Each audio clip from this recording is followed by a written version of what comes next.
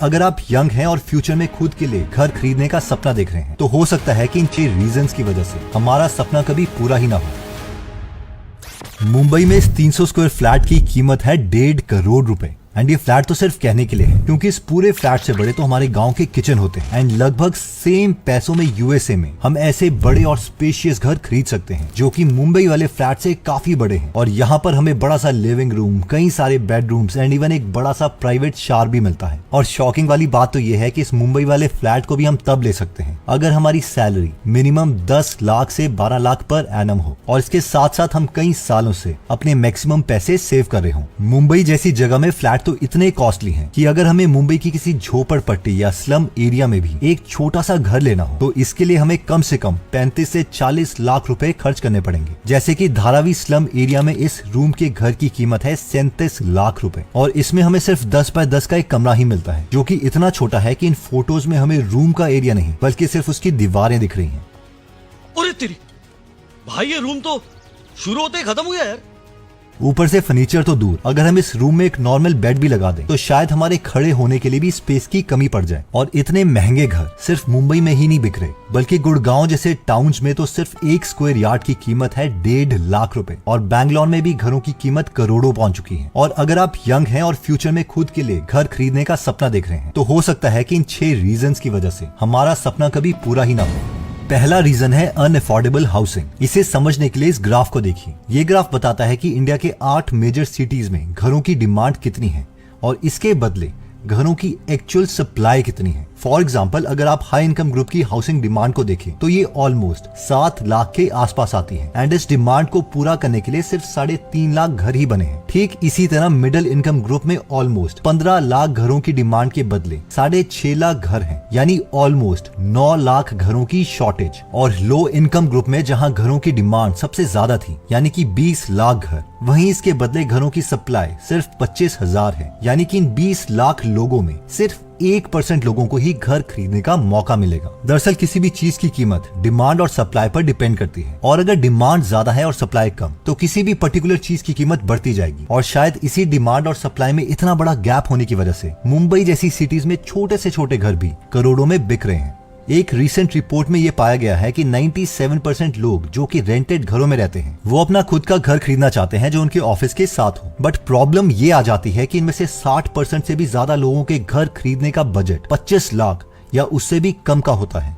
और हालांकि हम समझते हैं कि मिडिल क्लास लोगों के लिए 25 लाख एक बहुत बड़ा नंबर है, बट जैसे कि हमने इस वीडियो में देखा, हार्श रियलिटी ये है कि बड़े शहरों में तो 25 लाख रुपए में किसी स्लम एरिया में भी घर नहीं मिलता। अब मान लीजिए कि आपके पास पैसों की कोई कमी नहीं है और आप 3, 4 इवन 5 करोड़ के फ्लैट्स खरीदने के लिए रेडी हैं एंड इतने पैसे देने के बाद भी आपको कुछ इस तरीके का फ्लैट मिलता है। जैसे कि इस वीडियो में जब ये आदमी इस फ्लैट के वॉल पर पंचेस मारता है तो पूरी की पूरी वॉल ऐसे टूट जाती है जैसे कि वो प्लास्टिक की बनी हो। और जब ये लोग वॉल को थोड़ा और तोड़ते हैं तो उन्हें पता चलता है कि पूरी की पूरी वॉल कार्डबोर्ड की बनी है। हम में से कई लोग शायद सोच रहे होंगे कि ये कोई पुराना सा गवर्नमेंट क्वार्टर होगा, बट शॉकिंग बात तो ये है कि ये फ्लैट मुंबई की सबसे पॉश हाउसिंग सोसाइटी में लोकेटेड है और लिटरली कार्डबोर्ड से बने इस फ्लैट की कीमत है 4.5 करोड़ रुपए। और इसके पीछे का रीजन सिर्फ एक है, करप्शन, जिसके चलते कई लोग घर अफोर्ड ही नहीं कर पाते और कुछ लोग जो अपना घर खरीद भी लेते हैं उन्हें ऐसे सब स्टैंडर्ड और बेकार क्वालिटी के फ्लैट्स मिलते हैं। असल में रियलिटी ये है कि इंडिया में रियल एस्टेट सबसे करप्ट सेक्टर्स में से एक है एंड यही वो सेक्टर है जिसमें ब्लैक मनी का इस्तेमाल सबसे ज्यादा होता है। एक सर्वे के अकॉर्डिंग ऑलमोस्ट 44% लोगों ने माना है कि लास्ट 7 सालों में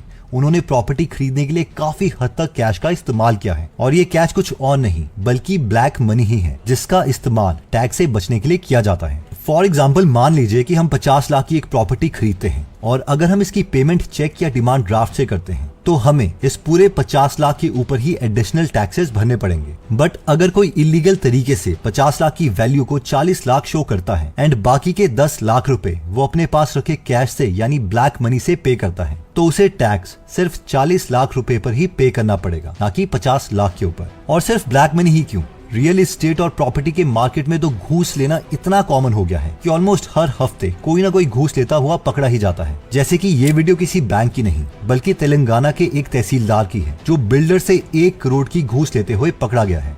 और ये तो सिर्फ ट्रेलर है। United Nations, FAO and transparency international की एक स्टडी बताती है कि इंडिया में हर साल $700 मिलियन यानी ऑलमोस्ट 6000 करोड़ रुपए ब्राइब यानी घूस में लिए जाते हैं ताकि लैंड रजिस्ट्रेशन, प्रॉपर्टी की valuation and building plans illegal या फिर गलत तरीके से पास हो जाएं। और शायद इसी रीजन से बिल्डर भी घर की कंस्ट्रक्शन के लिए कम पैसे खर्चते हैं, जिसकी वजह से इतने महंगे प्राइस में बिकने के बाद भी कई फ्लैट और हाउसेस की कंस्ट्रक्शन क्वालिटी बिल्कुल ही घटिया और अनसेफ होती है। यहाँ रिस्क ये है कि अगर कोई अर्थक्वेक आ जाए या फिर बिल्डिंग ही कोलैप्स कर जाए तो इसमें हमारी जान भी जा सकती है और इसके बाद हमारी फैमिली की देखरेख करने वाला कोई नहीं बचेगा। अब आते हैं नेक्स्ट पॉइंट में, which is increasing land prices. हम में से ज्यादातर लोग ये सोच रहे होंगे कि इतने महंगे फ्लैट्स खरीदने से अच्छा है क्यों ना कोई हम अच्छे से एरिया में प्लॉट खरीद कर अपना खुद का घर बना ले। बट अगर आप ऐसा सोच रहे हैं तो मेरे पास आपके लिए 2 रीजन आते हैं जिसे जानकर हमें ये पता चल जाएगा कि जितना आसान प्लॉट खरीदना या घर बनाना लगता है उतना आसान ये है नहीं। जैसे कि बैंगलोर सिटी से ऑलमोस्ट 40 किलोमीटर दूर बसे इस एरिया में सिर्फ 3 साल पहले तक यानी कि 2020 में 1 एकड़ के प्लॉट्स 1 से 2 करोड़ में बिक रहे थे। बट सिर्फ 3 सालों के बाद आज सेम प्लॉट की कीमत ऑलमोस्ट 6 करोड़ तक चली गई है, यानी कि डबल से भी ज्यादा। और गुड़गांव में तो जहां कोविड से पहले रेजिडेंशियल प्लॉट्स की कीमत 30 से 40 हजार रुपए पर स्क्वायर यार्ड थी, वहीं सिर्फ 4 साल के बाद इन रेजिडेंशियल प्लॉट की कीमत अब 1.5 लाख रुपए पर स्क्वायर यार्ड हो गई है। अब ये तो सिर्फ 1 स्क्वायर यार्ड की कीमत है। इंडिया में एवरेज घर का एरिया 100 स्क्वायर यार्ड का होता है और इस रेट से तो हमें सिर्फ प्लॉट खरीदने में ही 1.5 करोड़ रुपए खर्च करने पड़ेंगे और अभी तो हमने इसमें अलग से घर बनाने का खर्चा ऐड ही नहीं किया। सो इतना तो क्लियर है कि हमें से ज्यादातर लोगों के लिए इतने महंगे प्लॉट्स अफोर्ड कर पाना ही ऑलमोस्ट इम्पॉसिबल है। लेट्स सपोज कि हम ऐसे महंगे प्लॉट्स किसी तरह से खरीद भी लेते हैं, तो क्या इस पर अपना खुद का घर बनाना इतना ईजी है जितना कि हमें लगता है? आज इंडिया में इतने ज्यादा लैंड डिस्प्यूट्स होते हैं कि आप यहाँ घर बनाना तो दूर, इवन शांति से भी नहीं रह सकते। जैसे कि गोवा में ये लोग एक दूसरे को बहुत ही बुरे तरीके से मार पीट रहे हैं और इसका रीजन है land and property dispute. In fact data के अकॉर्डिंग आज हमारे देश में 77 लाख लोग प्रॉपर्टी डिस्प्यूट से अफेक्टेड हैं और इंडिया में 66% सिविल केसेस तो लैंड डिस्प्यूट से ही रिलेटेड हैं, जिनको कोर्ट में सेटल करने में ऑन एन एवरेज 20 साल का टाइम लगता है। हाँ, सिर्फ 20 साल ही। और इसके बाद भी अगर लक अच्छा हो और हम इन सब से बच भी जाए तो भी हमारी प्रॉब्लम खत्म नहीं होती। इसका रीजन है कंस्ट्रक्शन कॉस्ट का बढ़ना। जैसे कि अगर हम इस ग्राफ को देखें तो पिछले 30 साल में घर बनाने के लिए लेबर कॉस्ट ऑलमोस्ट 15% से इंक्रीज हो गई है। वहीं कंस्ट्रक्शन मटेरियल्स यानी घर बनाने के लिए सीमेंट, रॉड्स और ब्रिक जैसी जो चीजें लगती हैं उनकी कॉस्ट तो 35% तक बढ़ चुकी है। एंड फॉर दिस रीजन 2019 में जहां पर square feet construction cost 1900 rupees था, वो 2022 में 2300 रुपीज पर स्क्वायर फीट हो चुका है और ये लगातार इंक्रीज हो रहा है। फॉर एग्जाम्पल, अगर हम 3000 स्क्वायर फीट का एक घर बनाते हैं तो इसे बनाने के लिए हमें 2019 के मुकाबले में 12 लाख रुपए एक्स्ट्रा खर्च करने पड़ेंगे और ये प्राइस इंक्रीज हमारे कंट्रोल में नहीं है, ये तो होगा ही होगा। 5th रीजन को समझने के लिए हम 2 सिनेरियोस को इमेजिन करेंगे। पहला सिनेरियो ये है कि हम 1 करोड़ में एक फ्लैट बाय करते हैं और दूसरा सिनेरियो ये है कि हम इसी सेम फ्लैट को रेंट पर लेते हैं। अगर हम 1 करोड़ वाले फ्लैट को डायरेक्टली बाय करते हैं और इसके लिए 20 साल का एक होम लोन लेते हैं तो हमारी मंथली कॉस्ट EMI ऑलमोस्ट 88,000 की होगी और इस 1 करोड़ के लोन के बदले हमें 1 करोड़ 12 लाख रुपए इंटरेस्ट एक्स्ट्रा देना पड़ेगा। इसमें एक प्रॉब्लम ये भी है कि बैंक लोन हमारे घर की पूरी कॉस्ट को कवर नहीं करेगा और घर की कॉस्ट का कुछ हिस्सा हमें खुद की जेब से ही डाउन पेमेंट देना होगा। जैसे कि 1 करोड़ के घर के लिए हमें बैंक 70 या 80 लाख रुपए का लोन ही देगा, बाकी के 20 से 30 लाख रुपए हमें खुद से डाउन पेमेंट के तौर पर देने होंगे और इसके साथ ही हमें इंटीरियर्स और प्रॉपर्टी टैक्सेस का खर्चा भी उठाना होगा जो कि काफी ज्यादा है। And on the other side, Mumbai जैसी सिटीज में अगर हम इस सेम 1 करोड़ के फ्लैट को रेंट पर लेते हैं तो इसका एवरेज रेंट 25 से 30 हजार तक ही आएगा, यानी EMI से ऑलमोस्ट 60,000 रुपए कम। एंड भले ही रेंट हर साल ऑन एन एवरेज 5 या 6% के रेट से इंक्रीज होता है, बट फिर भी हम फायदे में ही रहते हैं क्योंकि रेंटेड हाउस में हमें रिपेयरिंग की कॉस्ट की टेंशन नहीं होती एंड इसका खर्चा लैंडलॉर्ड ही उठाते हैं। इसके साथ ही हम कोई भी प्रॉब्लम्स आने पर अपना रेंटेड घर छोड़ सकते हैं और कभी भी दूसरे अच्छे घर में शिफ्ट हो सकते हैं। सो अगर मैं आपसे पूछूं कि आप कौन सा ऑप्शन चूज करेंगे, बाय या फिर रेंट, तो शायद हम में से ज्यादातर लोग EMI का बर्डन उठाने के बजाय रेंट पर ही घर लेना पसंद करेंगे। और अगर फिर भी हम लोन लेकर घर लेना भी चाहते हैं तो इसके लिए काफी प्रॉब्लम्स फेस करनी पड़ती है। जैसे कि अगर हम 2020 से लेकर 2023 तक के इस डेटा को देखें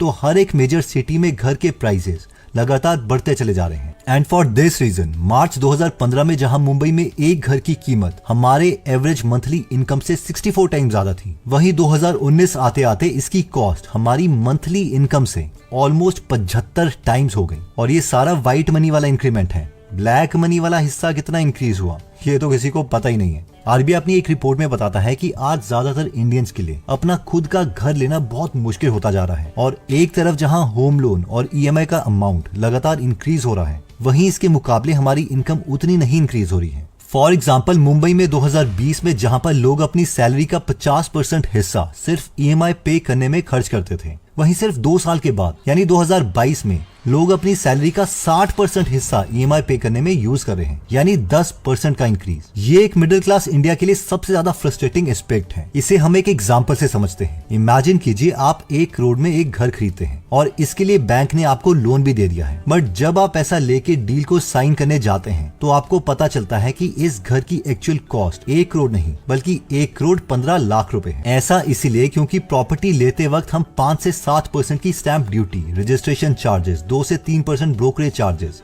और इवन 5% जीएसटी अलग से पे करना पड़ता है, यानी ऑलमोस्ट 15 लाख रुपए एक्स्ट्रा। और इस एक्स्ट्रा 15 लाख रुपए के लिए बैंक अलग से लोन नहीं देता और ये पैसे हमें खुद की जेब से भरने पड़ते हैं। सिर्फ स्टैंप ड्यूटी से ही गवर्नमेंट हर साल हजारों करोड़ों रुपए अर्न करती है और शायद इसीलिए ऐसे टैक्सेस कभी कम होते ही नहीं। और जैसे कि मैंने शुरू में बताया था कि इन टैक्सेस से बचने के लिए करप्ट लोग तो ब्लैक मनी या फिर घूस का इस्तेमाल करते हैं, बट हमारे जैसे नॉर्मल मिडिल क्लास लोगों के पास ही एक्स्ट्रा टैक्सेस देने के अलावा कोई और ऑप्शन बचता ही नहीं है और ये एक बहुत ही बड़ी प्रॉब्लम है। इन कंक्लूजन आज हमने इस वीडियो में 6 रीजंस को जाना जिसके चलते शायद फ्यूचर में हमारे लिए खुद का घर लेना ऑलमोस्ट इम्पॉसिबल होने वाला है। और अगर आप मेरी ओपिनियन माने तो ऑनेस्टली मुझे तो ये लगता है कि हम में से ज्यादातर लोग इसमें कुछ कर ही नहीं सकते। ऐसा इसलिए है क्योंकि प्रॉपर्टी के रेट्स का बढ़ना, इस पे टैक्सेस लगना या फिर करप्शन का इंक्रीज होना हमारे कंट्रोल में नहीं है। और मेरे इस वीडियो बनाने का रीजन सिर्फ एक ही है कि हम में से ज्यादातर लोगों की नॉलेज इंक्रीज हो सके, वो ये पहले से जान पाए कि घर खरीदना या बनाना इतना इजी नहीं है जितना कि हमें लगता है। और अगर हम घर बना भी लेते हैं तो हमें वो सारी प्रॉब्लम्स और एक्स्ट्रा खर्चों के बारे में पहले से पता होना चाहिए और इसीलिए इस वीडियो को हमने बनाया था। दोस्तों ये वीडियो अपने फैमिली मेंबर के साथ